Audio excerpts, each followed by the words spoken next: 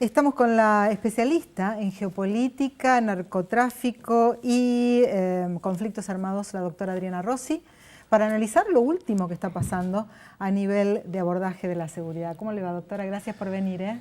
No, muy buenas tardes, gracias por la invitación. Por favor, un placer tenerla acá porque siempre que viene da una visión realmente clarísima de la situación.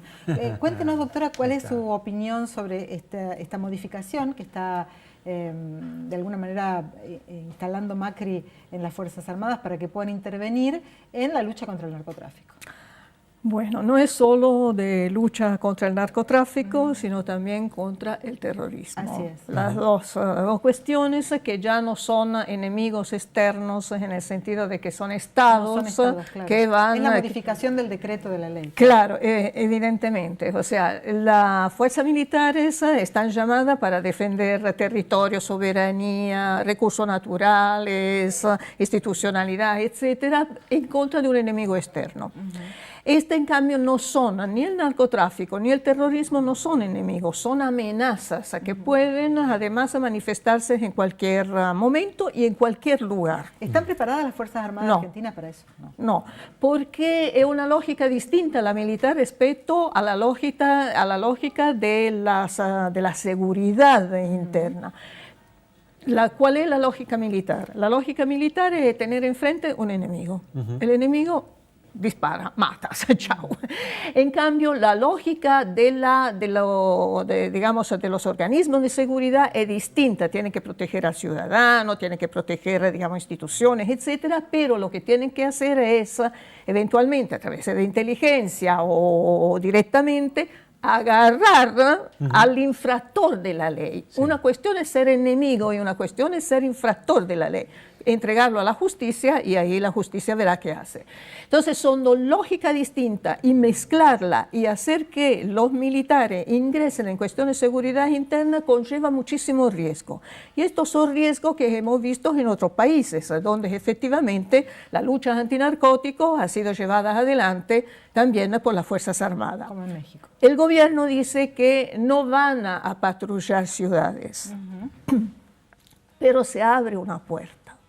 ¿En qué consiste? Porque no está claro todavía. Están distribuidos en la frontera, van a dar apoyo logístico a la fuerza de seguridad, pero habría que saber qué tipo de apoyo logístico. Esto no lo sabemos todavía, no está muy clara cuál es la función.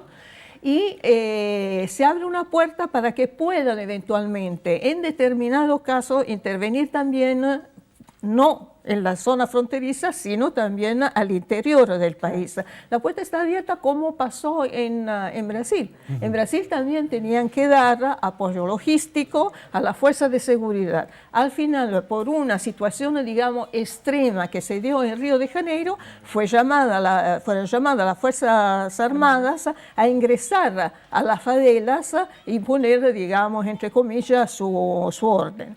Esto conlleva siempre conlleva peligros. ¿Cuáles son los peligros? Peligro para las Fuerzas Armadas en sí, que es ser tentada por el narcotráfico, entonces la corrupción puede empezar a ingresar también a las Fuerzas Armadas. Lo vemos en sectores policiales y las Fuerzas Armadas de los distintos países que han participado de la lucha o participan de la lucha antinarcótico están muy permeables y permeadas por la corrupción. La otra cuestión es que no se garantiza, digamos, la presencia justamente por esa lógica que tiene las Fuerzas Armadas, no garantiza efectivamente la eliminación del narcotráfico. Lo hemos visto en todos los países, no solamente en México, donde hay un récord de 300.000 muertos en 12 años de dos periodos presidenciales, sí, Calderón y después Peña Nieto. Bueno, más de 300.000 muertos, acusaciones de violación de derechos humanos, de abuso y justamente de corrupción. Y muchas veces hay integrantes de Fuerzas Armadas que se pasan directamente al otro lado y prestan sus servicios por, digamos, por la experiencia que pueden tener en uso de armas, etc. Entonces, hay este peligro existe. Y a mí lo que me preocupa quizá más no es tanto la cuestión de la lucha antinarcóticos, sino la cuestión del terrorismo. ¿Por qué? Porque nosotros tenemos acá en Argentina una ley antiterrorista del 2011. Ahí entran todo, absolutamente, todos los delitos que están en el Código Penal entran dentro de esa ley. Con dos salvedades. Una salvedad es que el acto en sí tiene que desatar el terror en la población. Uno. Entonces sí es un acto terrorista. Por el otro lado es que no se puede aplicar, digamos, a la etiqueta de terrorista a actos y personas que están defendiendo sus derechos. Sí. Derechos sociales, entonces el derecho a la protesta prácticamente. Claro. Esto está en la ley, está. Pero, ¿qué terrorismo? ¿Quién define si es un acto terrorista o no? ¿Por qué? Porque no hay una definición, ni siquiera en Naciones Unidas. En el 2005, Kofi Annan, que era el secretario general de Naciones Unidas, pidió que, por favor, todos los estados se pongan de acuerdo para tener una definición de terrorismo. Es peligroso. Sí. El otro tema, porque tenemos poco tiempo, Adriana, es la intimidación a los jueces, todo lo que ha ocurrido en los últimos días, que tiene en vilo a la población también, porque son 8 ataques a balazos a frentes de propiedades justamente destinadas a intimidar a los jueces que jugaron, en este caso, a los monos. Bueno, eso de la intimidación o directamente de la agresión es parte, digamos, de la lógica narco. Eso es...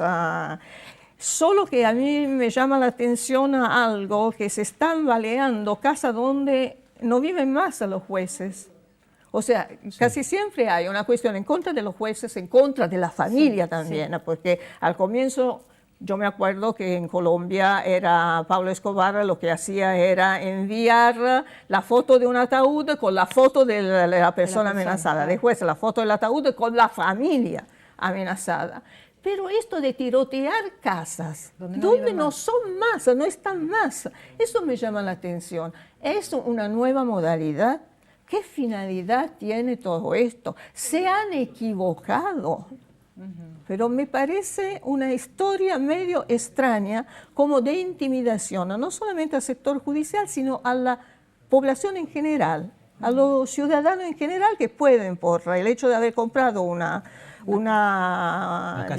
propiedad que era de un juez hace miles de años, se encuentra en peligro de ser tiroteado. Gracias, doctora. Muy amable. ¿Cómo? Muy amable. Gracias por venir. Bueno, muchas gracias a ustedes.